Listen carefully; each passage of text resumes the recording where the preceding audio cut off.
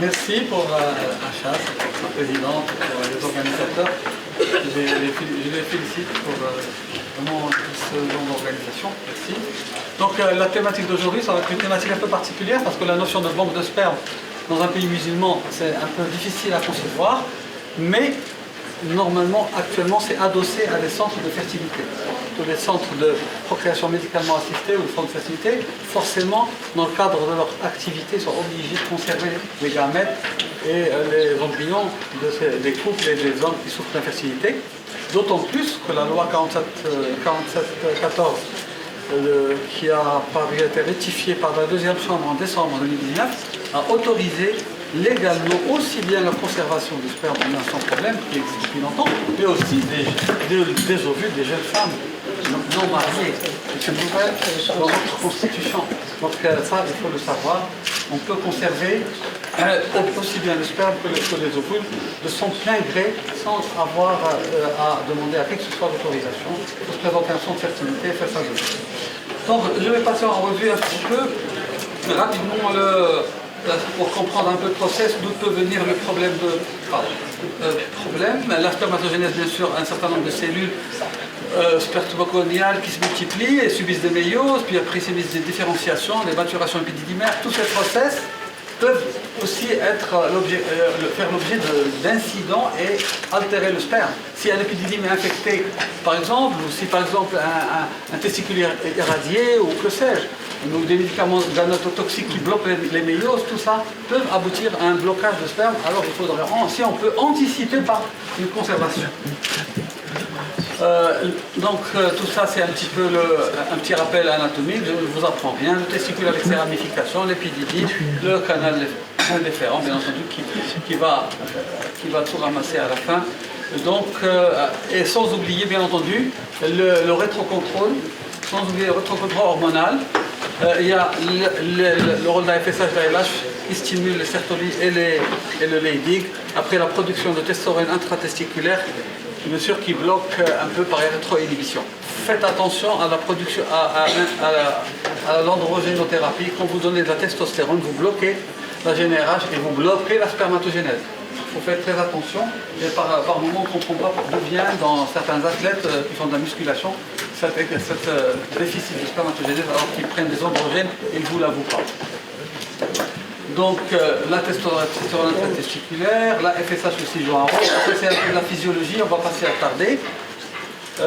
Retenez quand même que le sperme en termes de contribution, c'est quand même 65% de vésicule séminale, 25% de prostate, les glandes et surtout l'épididyme 5%. Donc forcément, il y a une contribution de beaucoup de glandes et toute affectation d'une glande ou d'une autre va affecter la qualité du sperme. Donc d'une façon générale, il faudrait explorer d'abord avant de se lancer dans des process de conservation qui risquent d'être coûteux. Il faudrait retenir aussi qu'il y a beaucoup de communication et de publications concernant la décadence de la fertilité de l'homme. Depuis les 40 dernières années, pratiquement de 50% jusqu'à 60% du nombre total de spermatozoïdes en moyenne, en fonction des régions, qui a chuté. Et ça, c'est très alarmant. Quand on parle d'un bon sperme, c'est bon, mais quand on parle d'un mauvais sperme, en général, l'altération est très rapide et il faut absolument qu'on ait la possibilité de préserver la fertilité des hommes de la même façon. Et même les projections vers 2045 sont catastrophiques. Si on garde les mêmes façons de vivre, c'est-à-dire les mêmes hygiènes de vie, les mêmes pesticides, les mêmes conservateurs dans les aliments, la même façon de vivre, avec la même pollution, on va s'orienter vers une atténuation de l'espèce humaine pratiquement par une chute drastique de la fertilité masculine. Bien entendu, il n'y a pas que la chute liée à l'environnement, il y a la chute liée aux maladies graves, les maladies chroniques, diabète déséquilibré, l'auto-immunité, les infections, bien sûr les maladies, les cancers, les lymphomes hodgkiniennes, etc. Toutes ces maladies font l'objet aussi d'une dégradation très rapide de la production de spermatozoïdes et qui peut faire réfléchir justement le médecin traitant à orienter le malade vers une préservation de sa fertilité, à préserver son sperme. دكتور نور الدين الونجلي دونك بيولوجي اخصائي في علم دونك بيولوجيا الانجاب وفي اطفال الانابيب، احتفاظ بالامشاج واحتفاظ بالاجنه وكل ما يتعلق باطفال الانابيب والمساعده الطبيه على الانجاب. موضوعنا اليوم كان هو الاحتفاظ بالماني. احتفاظ بالمني. علاش فوقاش علاش خص الطبيب يعرف بان كاين شي حالات لان المرض ولا الادويه ولا داك الطريقه اللي غادي يتعالج فيها السيد بحال الراديوثيرابي يمكن لها تؤدي لفقدان الحيوان المنوي اللي ما يبقاش كاع يتصنع وبصفه غيولي عقيم. ولهذا خصو لابد يحتفظ بداك الحيوان المنوي قبل احتفاظ بالمني، احتفاظ بالخصوبه ديالو يخليها عندنا في المختبر مخبيه حتى يبرى من داك سميتو داك المرض ويسالي مفعول داك الادواء. وداك الادواء الا مشى في المفعول ديالو رجعت الخصوبه ورجع المني كيتصنع بصفه طبيعيه الحمد لله ما كاين مشكل. هذاك الشيء اللي جمدنا نحيدوه. ولكن في حالات كثيره ما كيترجعش الخصوبه.